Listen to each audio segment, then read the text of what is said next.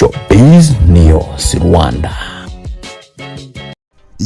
Umuririmbyi Itawacu Bruce uzwi nka Bruce Melodie ashobora gutangira igice gishya mu muziki mu gihe yabashyize umukono ku masezerano y'inzu itunganya umuziki mpuzamahanga ya Africa Creative Agency cyangwa se ACA isanzwe ikorana n'ibyamamare nka Tyler na STC. Ese urabyumva ute? Bruce Melodie abaye bari mu nzu ifasha abahanzi ku rwego mpuzamahanga, urabyumva ute? Utubwe igitekerezo cyawe muri comment ndetse kandi unamubwire congratulations cyangwa se umwe motivation yo gukomeza agerimba ko kumva ari ibintu byiza ku muziki we kandi ku muziki nyarwanda. Iyi ni Showbiz News Rwanda, kure subscribe kandi kukazogira kugira ngo uzacikwa umunsi ku munsi n'amakuru tugenda tubagezaho.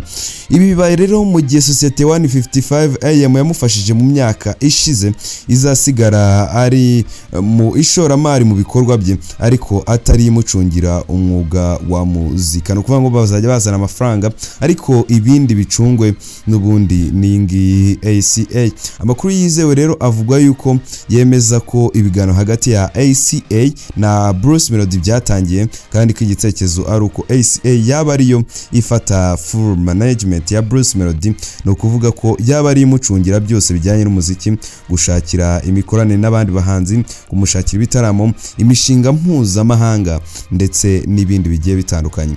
Waganiriye rero n'abanyamakuru yagize ati iyo umuntu afite management biba bitandukanye no kugira umushoramari cyangwa se investor tubitandukanye neza. Investor ni umuntu uzana amafaranga akinvestinga nyine, hanyuma management we ni umuntu ugena ayo mafaranga arakoreshwa ate. Ese uyu muhanzi arakora iyi ndirimbo, arakorana nande, arajya hehe, arakorera hehe ibitaramo, that is management. Hanyuma 155am ishobora kugumaho nka societe ishora amafaranga muri Bruce Melodie ariko full management igakorwa na Africa Creative Agency, akaba ariyo bamushakira abahanzi bo gukorana nabo indirimbo, bakamushakira ibitaramo aririmbamo ndetse igakora buri kimwe cyose umuhanzi akenera. None 155am yo igashoramo amafaranga. Ibiganiro bishimangiwe n'urugendo Coach Gael washinze 155am aherutse kugira muri Afrika y'Epfo aho yahuye na Corinne Girl washinze Africa Creative Agents akaba ari we unayiyobora.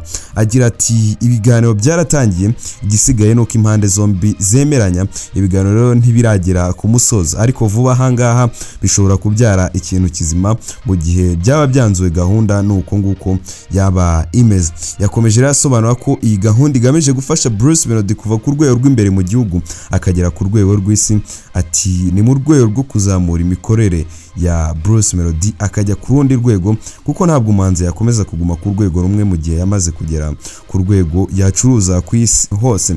Kandi twe turi label ziri hano mu Rwanda ziracyari izimbere mu gihugu.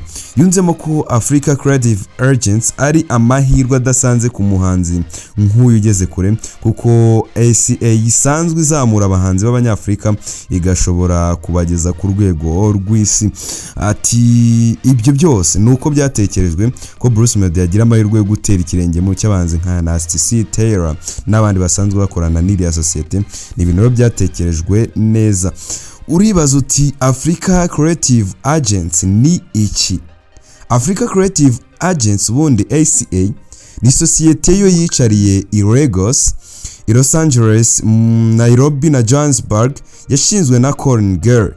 Ifite uburambe mu micungire y'abahanzi, yamamaza bikorwa, isoko ry'indirimbo ndetse no gushyira indirimbo mu mafilimi n'ibiganiro mpuzamahanga. Tyler yatangiye gukorana n'iyi societe muri 2019 bigizwemo uruhare na Garth Von Green. ACA yamufashije gusinyana na Epic Records no gusohora indirimbo Water yaje kumuhesha Grammy Award. ACA yayoboye iyamamazwa rye ku masoko yo hanze, imenyetso bifatika byo gufasha umuhanzi kumenyekana ku isi. Umuraperi na STC, ACA yamufashije kugaragara mu ndirimbo zifitanye isano na filimi nka Blood and Water ya Netflix. Inamufasha kandi kongera ubushobozi bwo kumenyekana, gutegura ibikorwa mpuzamahanga no kugena icyerekezo cye cy'umwuga. Bruce Melodie ari ku muryango w'isi cyangwa se ni kwa kubeshya. igihe rero ibiganiro byaba birangiye neza, Bruce Melodie yaba yinjiye mu itsinda ry'abanzi ba Afrika bagejejwe ku rwego mpuzamahanga. Aha yahaboneye imikoranire n'abandi bahanzi bakomeye, ibitaramo bikomeye ku isi no kurushaho kumenyekana nk'umuhanzi ufite aho ahuriye n'amasoko akomeye ya muzika. Iyi gahunda iramutse ishyizwe mu bikorwa ishobora kuba impinduka ikomeye mu rugendo rwa Bruce Melodie, igafungura amarembo yandi mateka mashya mu muziki nyafurika ugezwa ku rwego rw'isi. Bruce Melodie mu gihe cya vuba ashobora gutangira page nshya mu muziki nyuma y'uko azaba ashyize umukono ku masezerano na sosiyete y'umuziki ya ACA Creative Agents in Africa.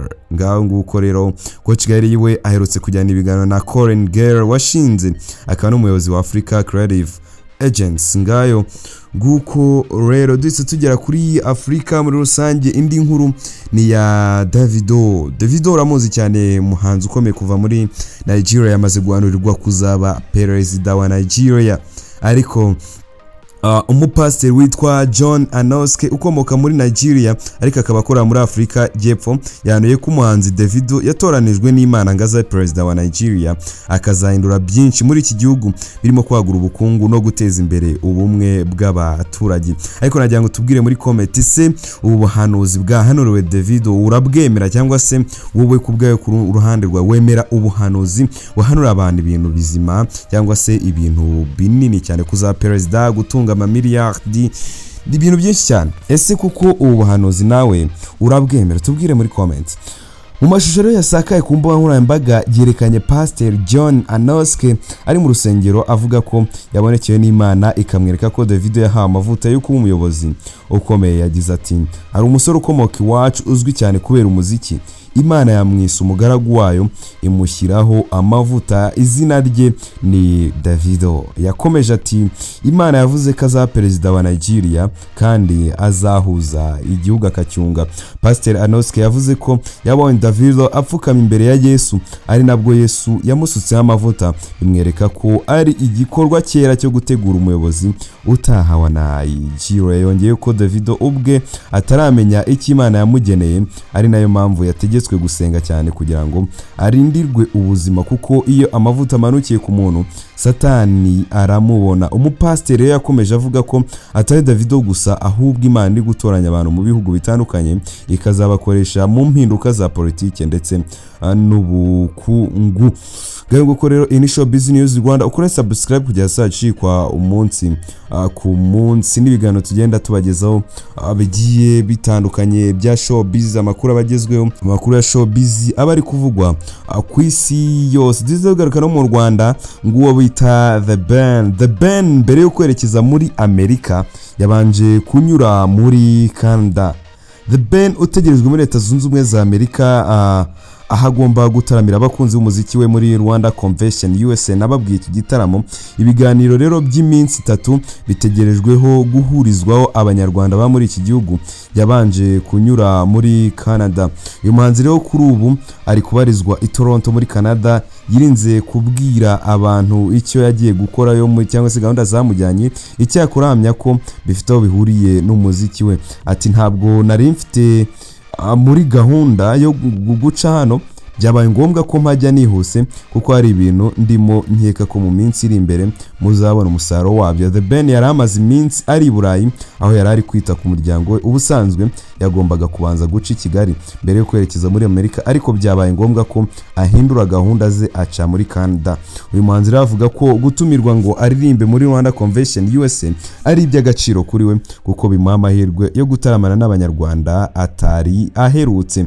Ati, maze iminsi ndi gutaramira abakunzi banjye batandukanye yaba mu Rwanda no hanze yarwo, ni nako kandi ndi kurushaho kumenyekanisha album yanjye. Ni iby'agaciro rero kuzataramana n'abanyarwanda ndetse n'inshuti zabo zizaba zitabiriye iki gikorwa. The Ben wari ukubutse mu gitaramo yakoreye Kampala, byitezwe ko azava gutaramira muri Amerika ahita akomeza i Burayi aho afite igitaramo One Love Music Festival kizabera muri Sweden tariki ya 15 tariki ya 16 Kanama 2025, aho azahurira n'abanzi barimo ya Revis Timaya, Revan n'abandi. Uretse izi gahunda n'izindi zitaratangazwa, The Ben aherutse kurarikira abakunzi be b'i Kigali igitaramo cyo kuwa mbere Mutarama 2026.